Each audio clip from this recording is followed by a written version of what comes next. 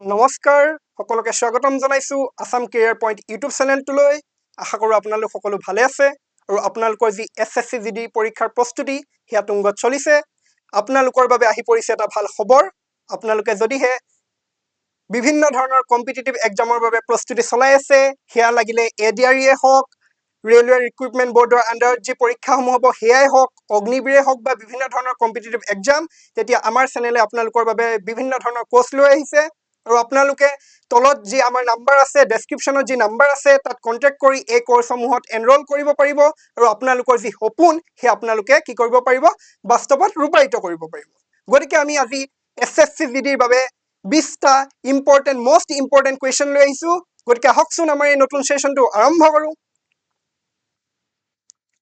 আমাৰ প্ৰথমটো প্ৰশ্ন who introduced the concept of 5-year plan অৰ্থাৎ পঞ্চবাৰ্ষিক পৰিকল্পনাৰ ধাৰণাটো কোনে প্ৰৱৰ্তন কৰিছিল হয় নহয় এতিয়া আমাৰ অপশ্যন দিছে অপশ্যন এত ভ্লাদিমিৰ লেনিন অপশ্যন বিত জোচেফ ষ্টেলিন অপশ্যন চিত কি কৈছে লিঅন ট্ৰটস্কয় আৰু অপশ্যন ডিত কৈছে মিখাইল গৰ্বাচেভ কি হ'ব পাৰে বাৰু শুদ্ধ উত্তৰটো কি হ'ব এ বি চি ডি কি হ'ব পঞ্চবাৰ্ষিক পৰিকল্পনাৰ ধাৰণাটো প্ৰথম কোনে আনিছিল শুদ্ধ উত্তৰটো কি হ'ব জানেনে আমাৰ শুদ্ধ উত্তৰটো হ'ব অপশ্যন বি জোচেফ ষ্টেলিন আৰু কেতিয়া আনিছিল জানেনে এই ধাৰণাটো তেখেতে আনিছিল 1928 এতিয়া প্ৰশ্ন হ'ব পাৰে জোচেফ ষ্টেলিন বুলি যে কৈছো তেখেতনো কোন হয় নহয় তেতিয়া তেখেত এজন ডিক্টেটৰ আছিল কৰ আছিল বাৰু USSR ইউনিয়ন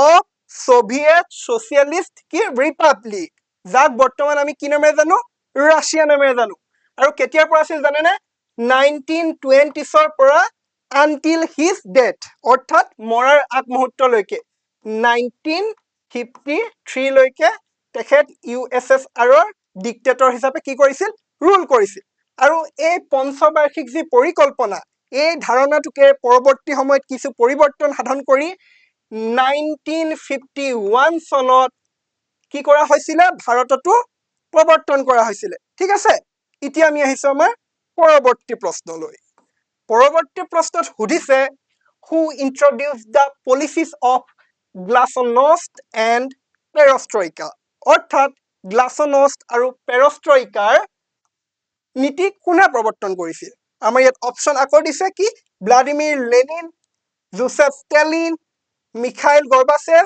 আৰু কি কৈছে ভ্লাদিমিৰ পুটিন কি হ'ব পাৰে শুদ্ধ উত্তৰটো জনাওক কমেণ্টত কি হ'ব আমাৰ শুদ্ধ উত্তৰটো কি হ'ব জানেনে শুদ্ধ উত্তৰটো হ'ব আমাৰ মিখাইল গৰ্বাচেভ ঠিক আছে আৰু তেখেতে এই নীতিকেইটা কেতিয়া প্ৰৱৰ্তন কৰিছিল জানেনে প্ৰৱৰ্তন কৰিছিল 1980 কিহৰ কাৰণে প্ৰৱৰ্তন কৰিছিল বাৰু USSR অৰ্থাৎ ইউনিয়ন অফ সোভিয়েট সোশিয়েলিষ্ট ৰিপাব্লিকক কি কৰিবৰ কাৰণে ৰিফৰ্ম কৰিবৰ বাবে যি গ্লাছনষ্ট আৰু পেৰষ্ট্ৰইকা এই দুটা নীতি প্ৰৱৰ্তন কৰিছিল কিন্তু তেখেতে কি ৰিফৰ্ম কৰিবৰ বাবে প্ৰৱৰ্তন কৰিছিল কিন্তু কি হৈছিল যে ইয়াৰ উলোটাটো হৈছিল হয় নহয় কি হৈছিল 1991ত কি হৈছিলে কলাপছ অফ USSR অৰ্থাৎ USSR কি হৈছিলে ধ্বংস হৈ গৈছিলে হয় নে নহয় এতিয়া আমি আহিছো আমাৰ পৰৱৰ্তী প্ৰশ্নলৈ পৰৱৰ্তী প্ৰশ্নত সুধিছে what is India's rank in the corruption perceptions index অৰ্থাৎ CPI ইণ্ডিয়াৰ ৰেংকটো কি এই বৰ্ষত অৰ্থাৎ 2025 বৰ্ষত কিমান ৰেংক আছিলে আৰু এই ৰেংকটো কোনে দিয়ে জানেনে এই ৰেংকটো দিয়ে ট্ৰান্সপাৰেন্সি ইণ্টাৰনেশ্যনেল নামৰ এটা কি আছে অৰ্গেনাইজেশ্যন আছে যিয়ে এই কৰাপশ্যন পাৰচেপশ্যন ইণ্ডেক্সৰ ৰেংকটো দিয়ে আমাৰ ইয়াত ভাৰতৰ ৰেংক সুধিছে আৰু ইয়াত অপশ্যন আছে অপশ্যন এত আছে 90 বিত আছে 91 চিত আছে 96 আৰু ডিত কিমান আছে 95 এতিয়া আৰু এটা কথা জানিব লাগিব এই ট্ৰান্সপাৰেন্সি ইণ্টাৰনেশ্যনেল কেতিয়া ফৰ্ম হৈছিল জানেনে এইটো ফৰ্ম হৈছিলে 1993 আৰু ইয়াৰ হেডকোৱাৰ্টাৰ আছে বাৰ্লিনত ঠিক আছে এতিয়া ভাৰতৰ ৰেংক কিমান জানেনে ভাৰতৰ ৰেংক হৈছে এবাৰ 91 কিন্তু ইয়াৰ বিগত বৰ্ষত কিমান আছিলে বিগত বৰ্ষত আছিলে 96 আউট অফ কিমান কান্ট্ৰিৰ ভিতৰত জানেনে আউট অফ 182 কান্ট্ৰি তাৰ ভিতৰত ভাৰতৰ ৰেংক কিমান 96 ঠিক আছে আৰু ফাৰ্ষ্ট ৰেংকটো কোনখন কান্ট্ৰিয়ে লাভ কৰিছে গম পায়নে ফাৰ্ষ্ট ৰেংক পাইছে ডেনমাৰ্কে আৰু ভাৰতে 100 এটা স্কোৰ দিয়া হয় তাৰ ভিতৰত কিমান পাইছে জানেনে এই বৰ্ষত পাইছে 39 আউট অফ কিমান 100 বিগত বৰ্ষত পাইছিলে 38 আউট অফ 100 ঠিক আছে এতিয়া আমি আহিছো আমাৰ পৰৱৰ্তী প্ৰশ্নলৈ পৰৱৰ্তী প্ৰশ্নত কৈছে লাখপতি বিটিয়া যোজনা has been launched by which state or union territory অৰ্থাৎ লাখপতি বিটিয়া যোজনা কোন ৰাজ্য বা কেন্দ্ৰীয় শাসিত অঞ্চলৰ দ্বাৰা আৰম্ভ কৰা হৈছিল এতিয়া আমাক কি বুলি কৈছে বাৰু লাখপতি বিটিয়া বুলি কৈছে নে লাখপতি বাইদেউ বুলি ভুল নকৰিব লাখপতি বিটিয়া ঠিক আছে ক'ত আৰম্ভ কৰিছিল বুলি সুধিছে অপচন আছে আমাৰ উত্তৰ প্ৰদেশ দিল্লী আসাম আৰু কি আছে গুজৰাট যদি লাখপতি বাইদেউ বুলি ক'লে হয় কি হল হয় তেতিয়া হলতেন আমাৰ আসাম হয় নে নহয়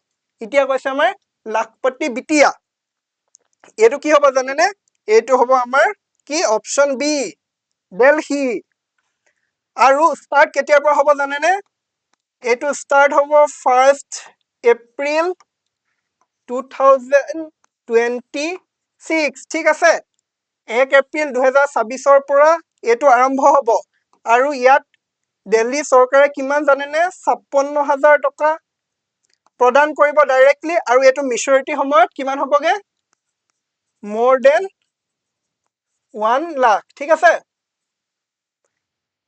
এতিয়া আমি আহিছো আমাৰ পৰৱৰ্তী প্ৰশ্নলৈ পৰৱৰ্তী প্ৰশ্নত কৈছে Constituent Assembly was framed on the recommendation of অৰ্থাৎ সংবিধান সভা কিহৰ পৰামৰ্শত গঠন কৰা হৈছিল অপচন দিছে ইণ্ডিয়ান ইণ্ডিপেণ্ডেন্স এক্ট 1947 অৰ্থাৎ ভাৰত স্বাধীনতা আইন 1947 গভৰ্ণমেণ্ট অফ ইণ্ডিয়া এক্ট 1935 অৰ্থাৎ ভাৰত শাসন আইন 1935 কেবিনেট মিছন প্লেন 1946 আৰু কি বুলি কৈছে কুইন্স প্ৰক্লেমেশ্যন 1858 অৰ্থাৎ ৰাণীৰ ঘোষণা পত্ৰ 1858 কি হ'ব পাৰে বাৰু সংবিধান সভা কিহৰ পৰামৰ্শত গঠন কৰা হৈছিলে শুদ্ধ উত্তৰটো কি হ'ব জানেনে শুদ্ধ উত্তৰটো হ'ব আমাৰ option C Cabinet Mission Plan 1946 অধীনত বা 6 ৰিকমেণ্ডেশ্যন অনুসৰি কি গঠন হৈছিলে আমাৰ সংবিধান সভা গঠন হৈছিলে ঠিক আছে এটা কেবিনেট মিছনত মেইনলি তিনজন ব্ৰিটিছ আছিলে ঠিক আছে এই মিছনখনত সেইকেইজন হৈছে কোন জানেনে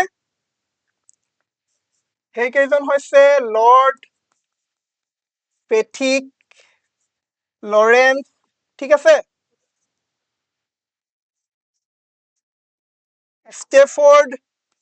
ষ্টেফৰ্ড ক্ৰিপছ আৰু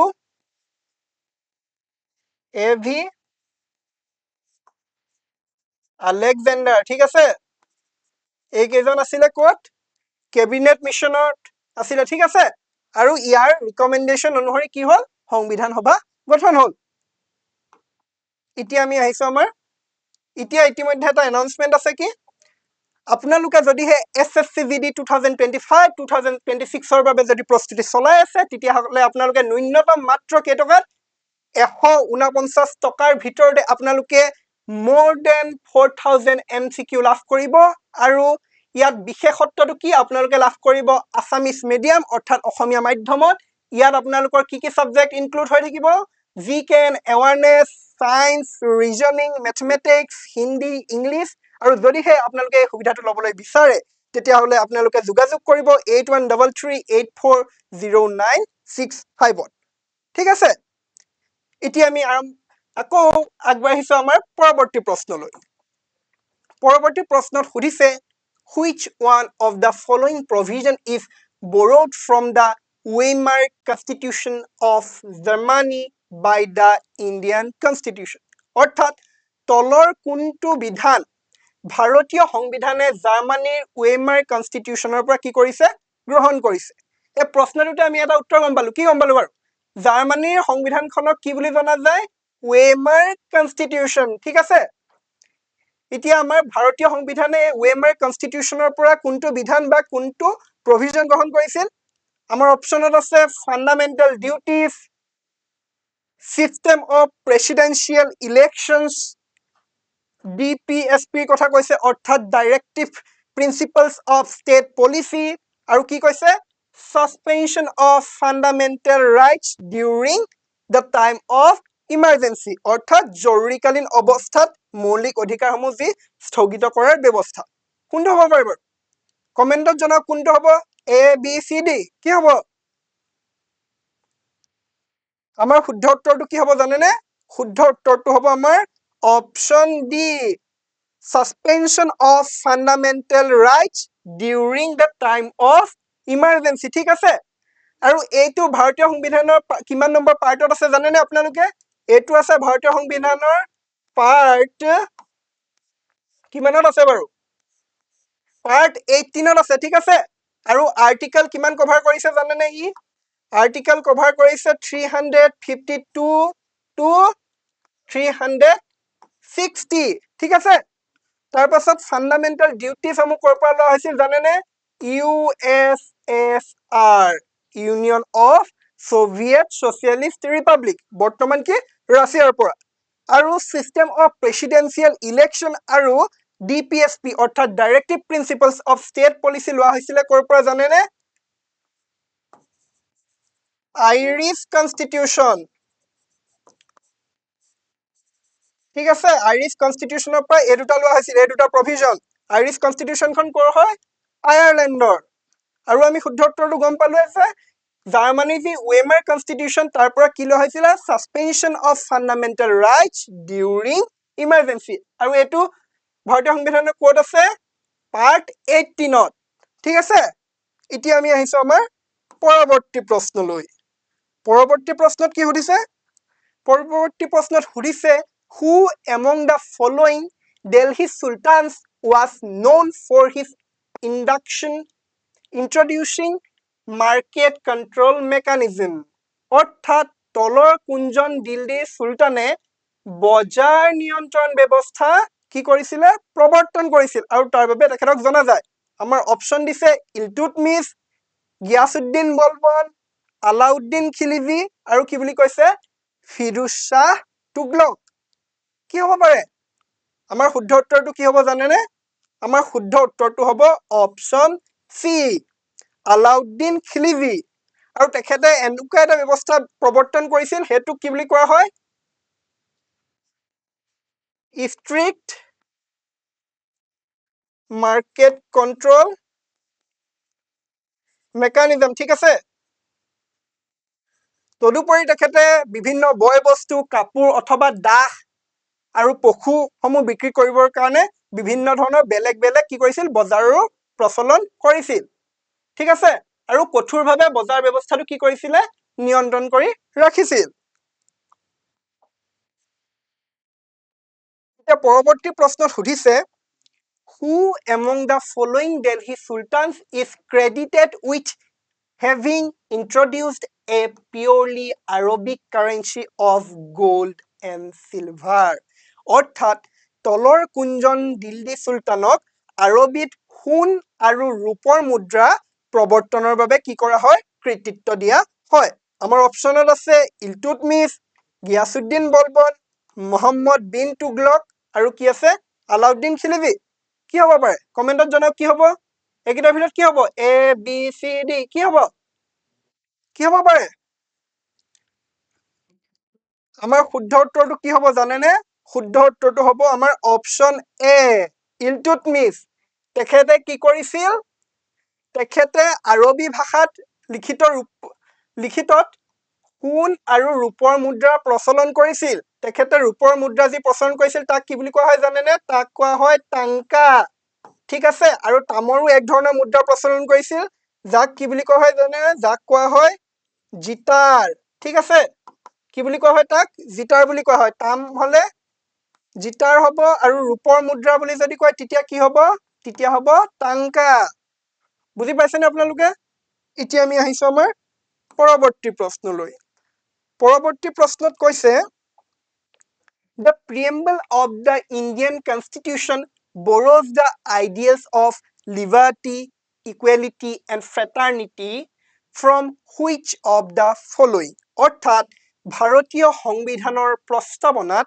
উল্লেখ থকা লিবাৰ্টি, ইকুৱেলিটি আৰু ফ্ৰেটাৰ্নিটি আদৰ্শসমূহ তলৰ কোনটো উৎসৰ পৰা গ্ৰহণ কৰা হৈছে আমাৰ অপচন আছে Russian revolution Irish Revolution, French Revolution আৰু কি আছে Government of India Act 1935 কি হ'ব পাৰে বাৰু কি হ'ব এইকেইটা কি হ'ব জানেনে আমাৰ শুদ্ধ উত্তৰটো কি হ'ব শুদ্ধ উত্তৰটো হ'ব ফ্ৰেঞ্চ ৰিভলিউচন আৰু কেতিয়া হৈছিল বাৰু ফ্ৰেঞ্চ ৰিভলিউচন হৈছিলে 1780 কিমান 89 ঠিক আছে এতিয়া আমি আহিছো আমাৰ পৰৱৰ্তী প্ৰশ্নলৈ পৰৱৰ্তী প্ৰশ্নত কৈছে Which of the following is not a member of the drafting committee of the Constituent Assembly? অৰ্থাৎ তলৰ কোনজন ব্যক্তি সংবিধান সভাৰ যি খচৰা কমিটি আছিলে তাৰ কি নহয় সদস্য নহয় বুলি কৈছে আমি প্ৰশ্নটোত কি কৰিব লাগিব নহয় কোনজন হয় বুলি সোধা নাই কোনজন নহয় বুলি কৈছে এতিয়া আমি এটা কথা জানো না জানো সংবিধান সভাৰ যি ড্ৰাফটিং কমিটি তাত টোটেল মেম্বাৰ কেজন আছিল আমি জানো নে তাত টোটেল মেম্বাৰ আছিলে কেজন তাত টোটেল মেম্বাৰ আছিলে 7 জন হয় না নহয় 7 জন টোটেল মেম্বাৰ আছিলে এতিয়া আমাক সুধিছে হে ড্ৰাফটিং কমিটিৰ তলত উল্লেখ কৰা ব্যক্তিসকলৰ ভিতৰত কোনজন ড্ৰাফটিং কমিটিৰ নাছিলে হয় নহয় এতিয়া আমাৰ অপচনত কৈছে doctor B R Ambedkar option বিত কৈছে কে এম মুন্সি সিত কৈছে সৈয়দ মোহাম্মদ সাদুল্লাহ আৰু ডিত কৈছে জৱাহৰলাল নেহেৰু কি হ'ব পাৰে বাৰু কি হ'ব শুদ্ধ উত্তৰটো কি হ'ব জানেনে আমাৰ শুদ্ধ উত্তৰটো হ'ব অপচন ডি জৱাহৰলাল নেহেৰু কি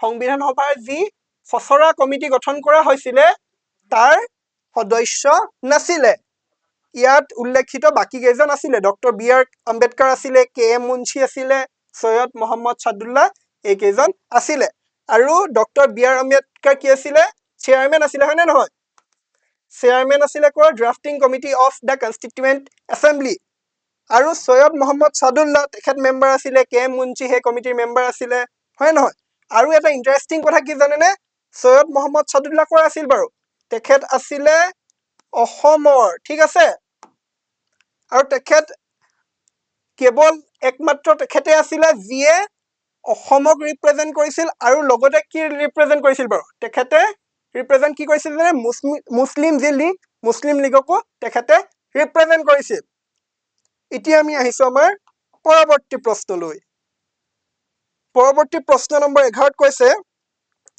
The States Reorganization Act 1956 created how many states and union territories অৰ্থাৎ 1956 চনৰ যি ৰাজ্য পুনৰ্গঠন আইনে কিমানখন ৰাজ্য আৰু কিমানখন কেন্দ্ৰীয় শাসিত অঞ্চল কি কৰিছিলে সৃষ্টি কৰিছিলে আমাৰ অপচনত কৈছে কিমান 14 states and 6 union territories 15 states 7 union territories 16 states 8 union territories আৰু 17 states with 9 union territories কি হ'ব পাৰে কমেন্টত জনাওক কি হ'ব বাৰু আমাৰ শুদ্ধ উত্তৰটো হ'ব অপচন এ 14 states 6 union territories ঠিক আছে এতিয়া আমি আহিছো আমাৰ পৰৱৰ্তী প্ৰশ্নলৈ পৰৱৰ্তী প্ৰশ্নত সুধিছে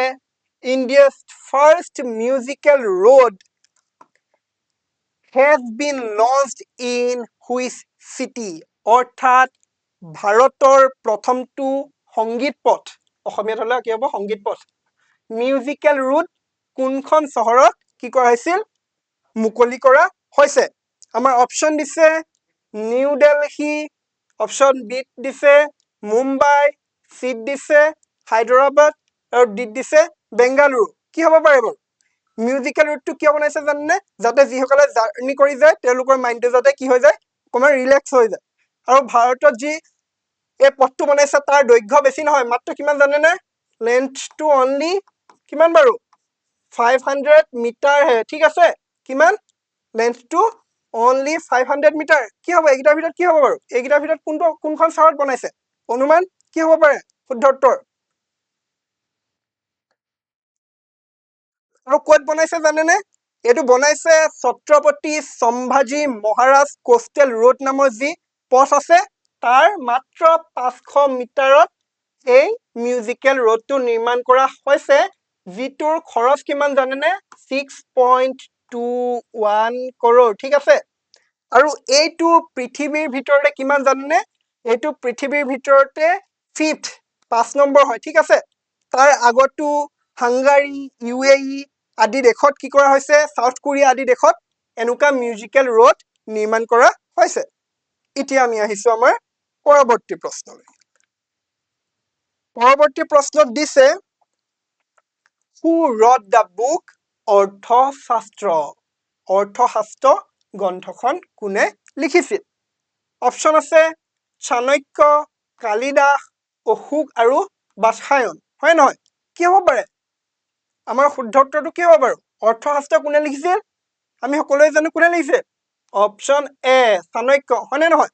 আৰু তেখেতৰ আন এটা নাম কি কি বুলি জানো বাৰু? তেখেতৰ আন এটা নাম কৌটিল্য। হয়নে নহয়? আৰু কি বুলি জনা যায় তেখেতক? আৰু কি বুলি জনা যায় তেখেতক? আৰু তেখেতক জনা যায় বিষ্ণুগুপ্ত বুলি। হয় নহয়? আৰু মৌৰ্য সাম্ৰাজ্য যি চন্দ্ৰগুপ্ত মৌৰ্যই স্থাপন কৰিছিল, প্ৰতিষ্ঠা কৰিছিল, তাৰ মূলতে তাৰ আৰতে থকা মানুহজনে কোন আছিলে? চাণক্য। হয়নে নহয়? এতিয়া আমি আহিছো আমাৰ পৰৱৰ্তী প্ৰশ্নলৈ।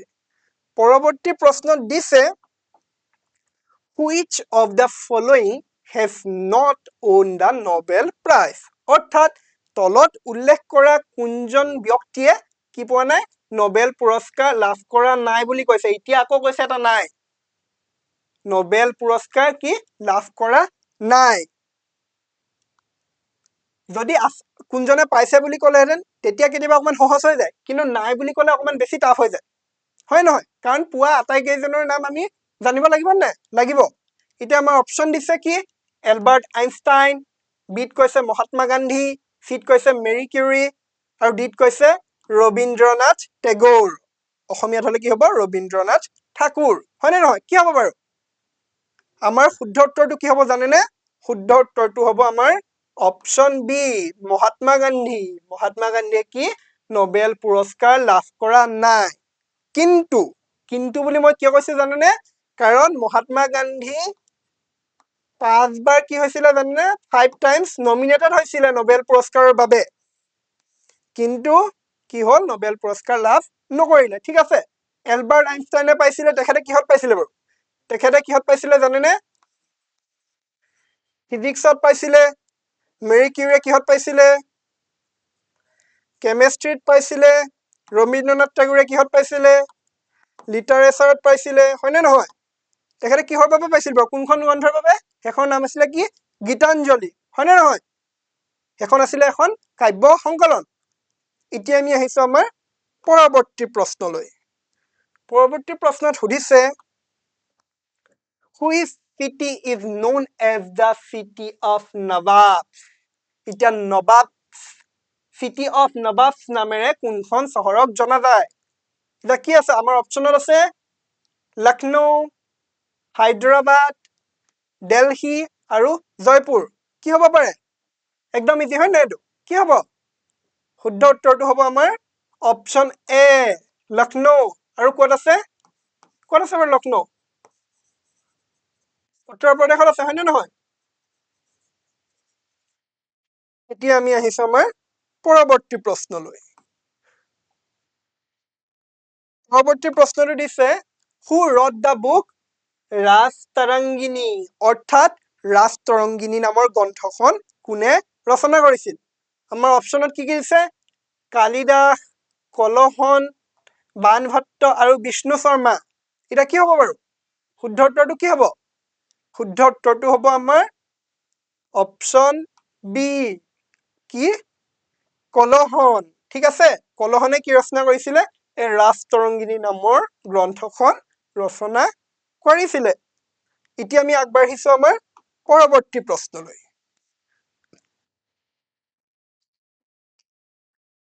পৰৱৰ্তী প্ৰশ্নটোত সুধিছে, which is the only floating national park in India?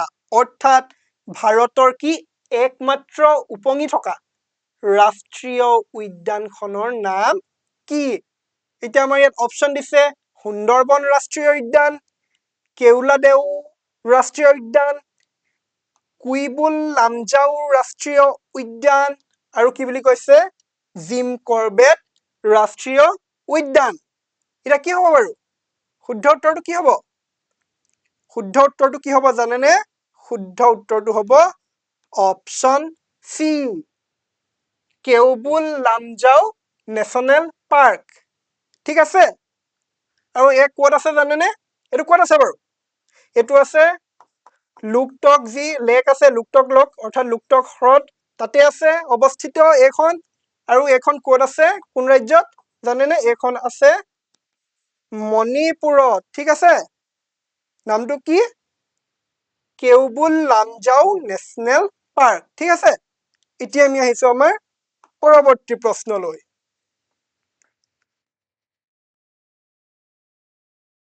Which state does not share its boundary with Myanmar? এতিয়া সুধিছে কোনখন ৰাজ্যই কাৰ সৈতে ম্যানমাৰৰ সৈতে নিজৰ সীমা শ্বেয়াৰ অৰ্থাৎ ভাগ নকৰে বুলি কৈছে, হয় নহয়? আমাৰ অপশ্যন দিছে অৰুণাচল প্ৰদেশ, মিজোৰাম, মণিপুৰ আৰু কি বুলি কৈছে ছিকিম। কি হ'ব পাৰে? শুদ্ধ উত্তৰটো কি হ'ব? A B C D. কি হ'ব শুদ্ধ উত্তৰ? শুদ্ধ উত্তৰটো কি হ'ব বাৰু? শুদ্ধ উত্তৰটো হ'ব কি জানেনে? শুদ্ধ উত্তৰটো হ'ব ছিকিম। কাৰণ ছিকিমে ম্যানমাৰৰ সৈতে বাউণ্ডেৰী শ্বেয়াৰ নকৰে, কিন্তু আন তিনিখন ৰাষ্ট্ৰৰ সৈতে কৰে আকৌ। কি কি জানেনে? কি বাৰু? ভূটান, নেপাল আৰু কি? আৰু পৰৱৰ্তীখন কি বাৰু? পৰৱৰ্তীখন আপোনালোকে কমেণ্টত জনাব বুলি মই এৰিলো। ঠিক আছে, আৰু অৰুণাচল প্ৰদেশ, মিজোৰাম, মণিপুৰ, নাগালেণ্ড আদি ৰাজ্যই কিন্তু ম্যানমাৰৰ সৈতে বাউণ্ডেৰী শ্বেয়াৰ কৰে। ঠিক আছে, এতিয়া আমি আহিছো প্ৰশ্ন নং 19লৈ। 19ত কি সুধিছে? 19ত সুধিছে which of the following is known as the diamond city of India? তলত উল্লেখ কৰা কোনখন নগৰক ভাৰতৰ কি বুলি জনা যায়? ডায়মণ্ড চিটি বুলি জনা যায়। এতিয়া আমাৰ ইয়াত অপশ্যন দিছে চুৰাট, পান্না, মুম্বাই আৰু জয়পুৰ। কি হ'ব বাৰু? কি হ'ব জানেনে? আমাৰ শুদ্ধ উত্তৰটো হ'ব অপশ্যন এ, চুৰাট। ডায়মণ্ড কাটিঙৰ ক্ষেত্ৰতে হওক বা ডায়মণ্ড যি পলিচ কৰা হয়, পলিচৰ ক্ষেত্ৰতে হওক, বেছিভাগ ক'ত কৰা হয়? চুৰাটতে কৰা হয়। আৰু কিমান কৰা হয় জানে? 90% অফ দ্য ৱৰ্ল্ডৰ 90% মান ডায়মণ্ড যি সেয়া ক'ত? চুৰাটতে কাটিং কৰা হয় বা পলিচিং কৰা হয়। ঠিক আছে, এতিয়া আমি আহিছো আজিৰ সেশনৰ অন্তিমটো প্ৰশ্নলৈ। ঠিক আছে, অন্তিমটো প্ৰশ্ন কি বুলি দিছে? Who recently won the Jnanpith award 2024? 2024 বৰ্ষত জ্ঞানপীঠ পুৰস্কাৰ কোনে লাভ কৰিছিল? আমাৰ ইয়াত অপশ্যন দিছে ৰাস্কিন বণ্ড, বিনোদ কুমাৰ শুক্লা, ইউ আৰ অনন্ত মূৰ্তি আৰু কোন? অমৃতা প্ৰীতম। কি হ'ব পাৰে বাৰু? জ্ঞানপীঠ পুৰস্কাৰৰ কথা কৈছে। আৰু জ্ঞানপীঠ পুৰস্কাৰ কি জানেনে? ভাৰতীয় সাহিত্য জগতৰ শ্ৰেষ্ঠ বঁটাটোৱে কি? জ্ঞানপীঠ পুৰস্কাৰ। ঠিক আছে, এতিয়া এইকেইজন ব্যক্তিৰ ভিতৰত ৰিচেণ্টলি 2024 বৰ্ষত জ্ঞানপীঠ পুৰস্কাৰ কোনে পাইছে বাৰু? শুদ্ধ উত্তৰটো হ'ব আমাৰ অপশ্যন বি, বিনোদ কুমাৰ শুক্লা। আৰু তেখেতে ক'ৰ পৰা জানে? ছত্তীশগড়। ছত্তীশগড়। ঠিক আছে, ছত্তীশগড় তেখেতেই লাভ কৰিছে জ্ঞানপীঠ বঁটা। আৰু আমাৰ যদি অসমৰ কথা কওঁ, অসমৰ এতিয়ালৈকে কোনে পাইছে? 3জন ব্যক্তিয়ে পাইছে, হয়নে নহয়? তিনিজন ব্যক্তিয়ে অসমৰ তিনিজন ব্যক্তিয়ে ইতিমধ্যে জ্ঞানপীঠ বঁটা লাভ কৰিছে আৰু ছত্তীশগড়ৰ তেখেতে প্ৰথম আৰু তেখেতে হিন্দী সাহিত্যত তেখেতৰ যি অৱদান আগবঢ়াইছিল তাৰ বাবে কি লাভ কৰিছে 2024 চনৰ যি ভাৰতীয় সাহিত্য জগতৰ শ্ৰেষ্ঠ বঁটা জ্ঞানপীঠ পুৰস্কাৰ লাভ কৰিছে ঠিক আছে গতিকে আজিলৈ ইমানে পৰৱৰ্তী সময়ত আমি নতুন নতুন সেশনেৰে আপোনালোকৰ সৈতে সংযুক্ত হৈ থাকিম আপোনালোকে নিজৰ প্ৰস্তুতি চলাই যাব ধন্যবাদ